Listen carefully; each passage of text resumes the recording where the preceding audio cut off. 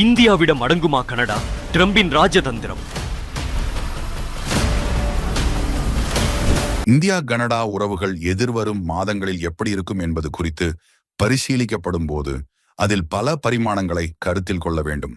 இந்தியாவின் நிலைப்பாடு தெளிவாக உள்ளது. இந்தியா எந்த ஒரு வெளிநாட்டு சக்திகளுக்கும், குறிப்பாக தீவிரவாதிகளுக்கும், தன் நிலப்பரப்புக்கு எதிராக செயல்பட யாரையும் அனுமதிக்காது. இந்தியா கனடாவின் தற்போதைய நிலைமையை பார்க்கும்போது அதன் அரசியல் துறை நெருக்கடிகளால் பாதிக்கப்பட்டுள்ளது. ஜஸ்டின் ட்ரூடோவின் அரசாங்கம் காலிஸ்தான் குழுக்களின் அழுத்தத்திற்கும் அவை உருவாக்கும் இந்திய எதிர்ப்புக்கும் பலியாகியுள்ளது. குறிப்பாக கனடாவின் தீவிரவாத ஆதரவாளர்களுக்கு எதிராக எடுக்க வேண்டிய நடவடிக்கைகள் மிகவும் தேக்கத்திற்குள்ளாகியுள்ளன.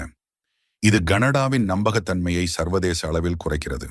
இந்தியாவுடன் கனடாவின் உறவுகள் கடந்த காலத்தில் வலுவாக இருந்தாலும் சமீபத்திய நேரங்களில் ட்ரூடோ அரசாங்கத்தின் தவறான முடிவுகள் இரு நாடுகளுக்கிடையிலான உறவை குலைத்துள்ளன. இந்தியாவை பொறுத்தவரை கருப்பு பட்டியலிடப்பட்ட கலிஸ்தான் ஆதரவாளர்களுக்கு கனடா வழங்கும் ஆதரவும், தங்கள் நிலப்பரப்பிலிருந்து இந்திய அரசுக்கு எதிரான பிரச்சாரங்களுக்கு இடம் வழங்குவதும் மிகப்பெரிய கேள்விக்குறியாக மாறியுள்ளது. அடுத்த சில மாதங்களில் கனடாவின் புதிய அரசாங்கத்தின் நடவடிக்கைகள் இந்த உறவுகளை மீண்டும் சீர்செய்ய மயமாக இருக்க வேண்டும். கனடாவின் புதிய நிர்வாகம் இந்தியா போன்ற நாடுகளுடன் பொருளாதார மற்றும் உள்நாட்டு பாதுகாப்பு அம்சங்களில் ஒத்துழைப்பை மேம்படுத்த வேண்டும். இதற்கு தீவிரமான மற்றும் தெளிவான நடவடிக்கைகளை மேற்கொள்ள வேண்டும். இது கனடாவின் நலனுக்கும் இந்தியாவின் நம்பகத்தன்மைக்கும் மிகவும் முக்கியம். 5 கண்கள் என அழைக்கப்படும் ஆங்கிலம் பேசும் நாடுகள் குழு மூலம் டீப் ஸ்டேட் இந்தியாவிற்கு எதிராக சதி செய்கிறது. இந்த குழுவின் தாக்கம் கனடாவில் தீவிரவாத ஆதரவாளர்களுக்கு ஊக்கமளிக்கிறது என்பது குறிப்பிடத்தக்கது. இந்தியா இதை திறம்பட எதிர்கொள்ள தனது ராஜதந்திரத்தை சரியான வழியில் பயன்படுத்தும். கனடா தனது நிலப்பரப்பை எந்த ஒரு தீவிரவாத செயல்களுக்கும் பயன்படுத்த முடியாத வகையில் தெளிவான சட்டங்களை அமல்படுத்த வேண்டும். இதை செய்தால் கனடாவின் புதிய நிர்வாகம் இந்தியாவுடன் உறவுகளை சரி செய்ய எடுக்கும் நடவடிக்கைகள் வெற்றி பெற உதவும்.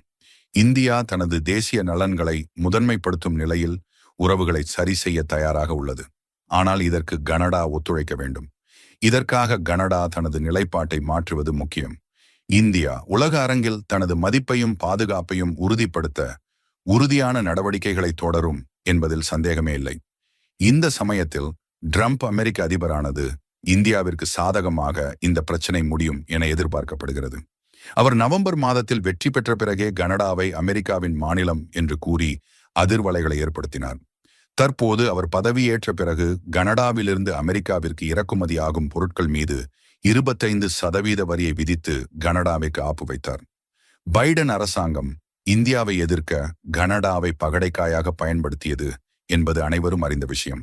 ஆனால் இதுக்கு நேர் எதிராக கனடா எதிர்ப்பு போக்கை ட்ரம்ப் கடைபிடித்து இந்தியாவுடன் நல்லுறவை ட்ரம்ப் விரும்புகிறார். இதனால் கனடா பிரச்சனை இந்தியாவிற்கு சாதகமான முறையில் தீர்க்கப்படும் என்று எதிர்பார்க்கப்படுகிறது.